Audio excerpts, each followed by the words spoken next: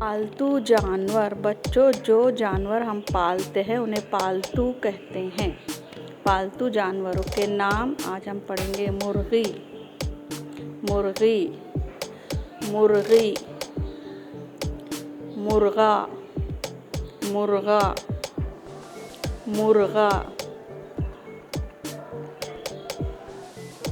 गाय, गाय, बैल, बैल, भैंस, भैंस, बकरा, बकरा, बकरी, बकरी, मेंढा, मेंढा, मेंढा, मेंढा, घोड़ा, घोड़ा, ऊंट, ऊंट, ऊंट, ऊंट, गधा, गधा, गधा, कुत्ता, कुत्ता, बिल्ली, बिल्ली, खरगोश, खरगोश, बतख, बतख, बतख,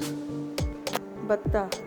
परिंदे भी हम घर में पालते हैं। तोता, तोता, तोता, तोता, कबूतर, कबूतर।